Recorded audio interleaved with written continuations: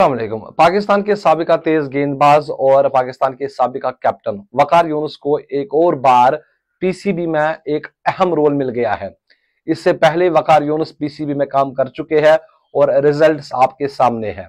लेकिन मोहसिन नकवी जो कि इस वक्त पाकिस्तान क्रिकेट बोर्ड के चेयरमैन हैं, उन्होंने भाई साहब वकार यूनुस को डायरेक्टर बनाया, या यूं कहे कि एडवाइजर बनाया अपना, जो अब सभी फैसले करेंगे क्रिकेट के ऊपर। तो मेरा आपसे सवाल बनता है कि क्या पाकिस्तान को वकार यूनुस के बगैर और कोई नाम दिमाग में नहीं आता? क्या वसीम अकरम पाकिस्तान के नहीं है? क्या शोएब अख्तर जो कि भाई साहब मेरे हिसाब से डिजर्व करते हैं पीसीबी में होना, क्या उनको पीसीबी में जगह नहीं मिल सकती? क्या सकलैन मुश्ताक नहीं आ सकते? क्या यूनुस खान नहीं आ सकते? ये बहुत बड़ा सवाल है। लेकिन एक और बार मोहसिन नकवी ने भरोसा किया किस पर? वकार यूनुस पर। और आखिरी बार जब वकार यूनुस पीसीबी में काम कर रहे थे तो भाई साहब ये जो पॉलिसीज थी ना कि एक खिलाड़ी दूसरे खिलाड़ी के ऊपर तनकीद कर रहा है, पूरा मतलब टीम डिवाइड हो चुका था, तो उसी के दौर में हुआ था और बांग्लादेश के खिलाफ पहली बार पाकिस्तान टीम हार चुकी थी। तो एक और बार आप तैयार रहे, पाकिस्तान क्रिकेट का भाई साहब पहले ही बेड़ा गर्क हो चुका है। तो अब अगर वकार यूनुस आते हैं, क्योंकि जो जिम्मेदारी वकार यूनुस को दी गई है ना, तो मतलब सभी चीजें अब वकार यूनुस को ही देखनी है। सबसे पहले देखिए, जो जैसन गिलस्पी है या जो गैरी क्रिस्टन है, जो इस वक्त पाकिस्तान के red ball and white ball के कोच है, उनको भी वकार यूनुस के अंडर ही काम करना होगा। सिलेक्शन कमेटी को उनके अंडर ही काम करना होगा। एनओसी किस खिलाड़ी को देनी है, किस खिलाड़ी को नहीं देनी है, ये भी अब वकार यूनुस ही डिसाइड करेंगे।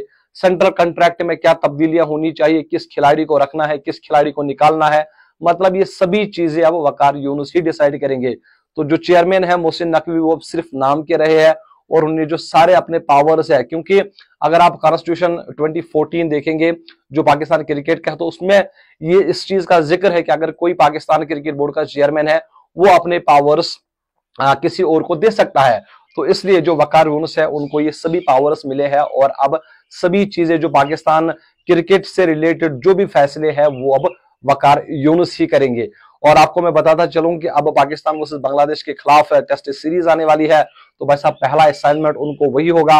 और इससे पहले जो सिलेक्शन कमेटी थी, आपको याद होगा आज से शायद 2-2.5 हफ्ते पहले वहाब रियाज और कभी वो चीफ सिलेक्टर भी हुआ करते थे, और अब्दुल रज़ाक, उनको भाई साहब निकाल दिया गया।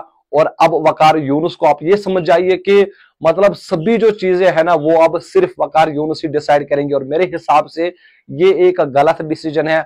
आपको चाहिए था कि भाई साहब आप किसी ऐसे खिलाड़ी को मौका दे जो मतलब ब्रेव हो। जिस तरह से अगर मेरा ये मानना है कि आपको ये रेस्पॉन्सिबिलिटी वसीम अकरम को देनी चाहिए थी या शोएब अख्तर को देनी चाहिए थी। उसके साथ साथ अगर आप यूनुस खान को कोई अच्छा रोल दे देते या उनको आप बैटिंग कंसल्टेंट बनाते, तो शायद पाकिस्तान के लिए अच्छा है, क्योंकि यूनुस खान जैसा बल्लेबाज भाई साहब मतलब शायद ही आपको अब मिल जाएगा। और आप यूनुस खान को जाया कर रहे हैं, मतलब उस यूनुस खान को जिसने हर देश में जाकर 40, 45, 50 के एवरेज से रन्स बनाए हैं। लेकिन आपके मतलब मुझे समझ नहीं आ रहा है कि पाकिस्तान क्रिकेट बोर्ड जो है, उनको यूनुस खान की अहमियत वो क्यों नहीं समझते हैं।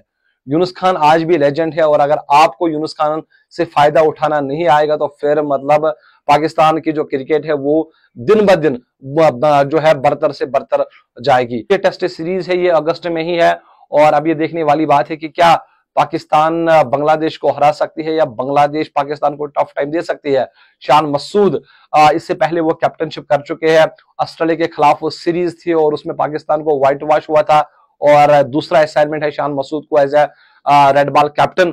और सभी चीजें आपको वैसा पता चलेगी। फिलहाल आप मुझे इजाजत दीजिए, आप अपना बहुत सारा ख्याल रखिएगा। अल्लाह हाफिज।